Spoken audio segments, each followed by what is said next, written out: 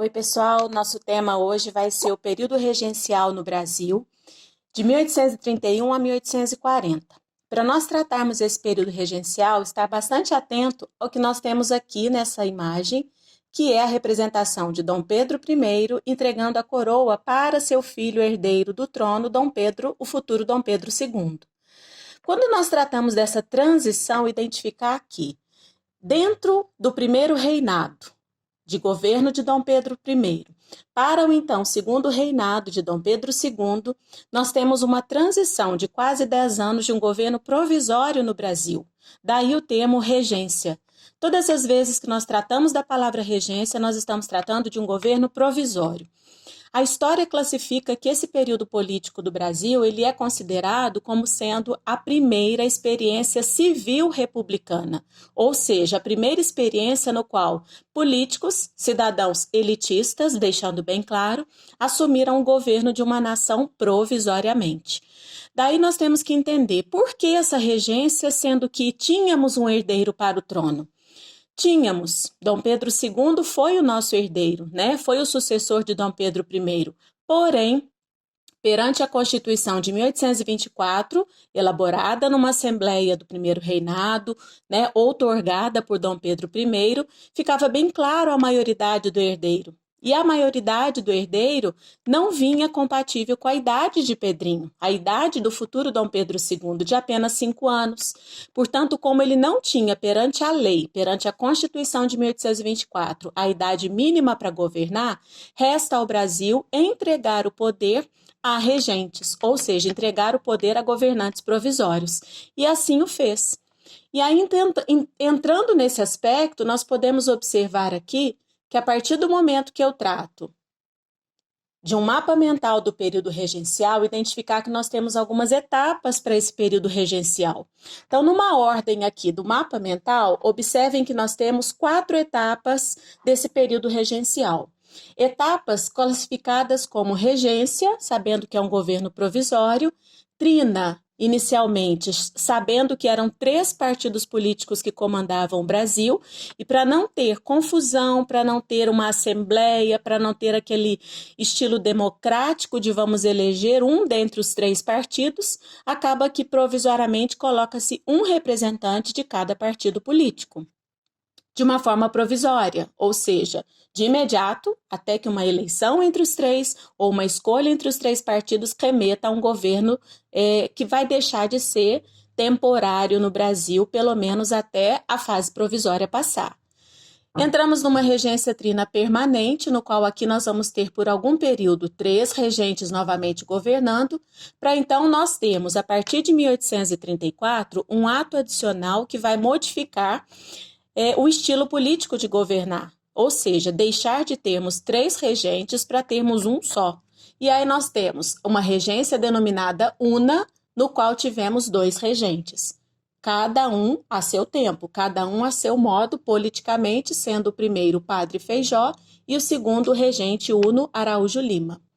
A partir do momento que nós seguimos nessas etapas e sabendo que ela é trina, porque são 3 partidos políticos, nós temos o primeiro partido denominado Liberais Moderados, nós temos o segundo partido denominado Restauradores e o terceiro partido denominado Liberais Exaltados. Esses partidos, eles tinham uma autonomia, ou seja, uma descentralização dentre eles para identificar o objetivo principal. Primeira coisa, identificar que todos eles 3 eram partidos elitistas. Todos eles 3 governavam em benefício deles mesmos, mas com objetivos políticos diferentes no seguinte sentido. Liberais moderados, eles queriam manter no Brasil uma estrutura autônoma para as províncias. Quando nós falamos em autonomia, nós estamos falando em concessão de uma certa liberdade. Liberdade para províncias, ou seja, liberdade para os atuais estados brasileiros. Nós não falávamos em estados, nós falávamos em províncias. Portanto, província de Minas Gerais ter autonomia política, governar por si mesma, província de São Paulo governar por si mesma, adotando uma estrutura muito próxima ao federalismo. Ou seja, lembrando que nós tínhamos uma capital, Rio de Janeiro, e essa capital, Rio de Janeiro, ela teria os estados, ou seja, as províncias, como eram chamadas, subordinadas à capital, porém de uma forma autônoma. O segundo partido, que são os restauradores, desejavam a volta de Dom Pedro I. Significa que eles eram totalmente contrários à Revolução Liberal do Porto. Lembrar que nessa Revolução Liberal do Porto, de 1820 para 21, nós tivemos a volta de Dom João VI para Portugal, para a metrópole, e aqui foi deixado o filho Dom Pedro I. E lembrar que no final do primeiro reinado nós temos uma sucessão ao trono, no qual ele, Dom Pedro, foi automaticamente obrigado a voltar para Portugal, principalmente após a morte do pai Dom João VI. E a partir de então nós vamos ter oficialmente um desejo político, principalmente de portugueses que viviam no Brasil, para que ele, Dom Pedro I, voltasse ao trono. E por último, podemos considerar como sendo aqueles de maior iniciativa, os mais modernos, vamos dizer assim, que são os liberais exaltados. O sonho deles era um sonho da democracia, um sonho da liberdade política, do mínimo envolvimento centralizador na política brasileira. Então, nós temos 3 partidos políticos distintamente, com objetivos distintos, diferentes, mas com todos eles tendo a participação elitista, ok? Seguindo a ordem no mapa mental, nós temos a formação de uma Guarda Nacional. Nós vamos trabalhar numa parte 2 dessa aula com a Guarda Nacional, que era um instrumento de defesa de cada província. Um instrumento no qual os grandes proprietários rurais mantinham certos poderes políticos para resguardar toda a sua província. Ela era autônoma, ela era descentralizadora, e nós vamos ver a forma como esses guardas eram temporariamente ou não nomeados ou alistados pelos coronéis, pelos grandes fazendeiros locais. Temos a instituição de um código criminal no qual vai criar o modelo do habeas corpus, a criação de uma jurisprudência provisória no Brasil, e mais tarde nós vamos falar também sobre o Padre Feijó, a regência una do Padre Feijó, a regência una de Araújo Lima e identificar várias revoltas regenciais, que são as características como sendo quase que as principais para você abordar. Identificar que todas essas revoltas regenciais contestavam a forma política de governo da época.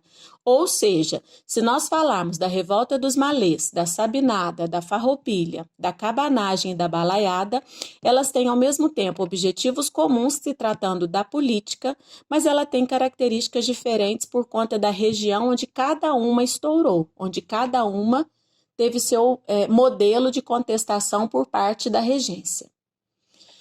Então, pelo mapa mental, para terminar essa primeira parte da aula sobre regência, nós identificamos, como eu disse a vocês, uma primeira experiência republicana, porque são civis comandando a política no Brasil até a maioridade do Pedrinho, de Dom Pedro II.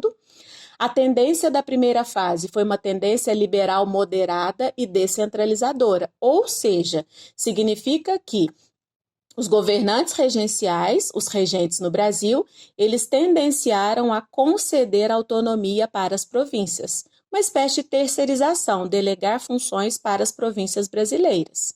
3 grupos políticos, falei com vocês sobre os nomes oficiais, quando então tratamos dos liberais moderados, também conhecidos como caramurus, quando falamos dos liberais exaltados, conhecidos como farroupilha, e os restauradores, também conhecidos como chimangos. São espécies de apelidos dados a cada um desses partidos políticos.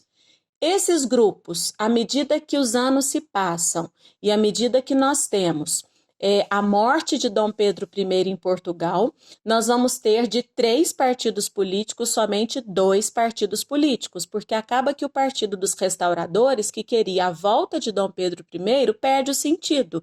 E então nós vamos ter somente o grupo regressista e o grupo progressista, que automaticamente vão se transformar em Partido Conservador e Partido Liberal. Estes 2 passam a ser os partidos políticos do Brasil em quase todo o período regencial e em quase todo o segundo reinado. Paramos aqui na parte 1 da nossa aula sobre regência. Sigam o canal para observarem a parte 2. Abraço!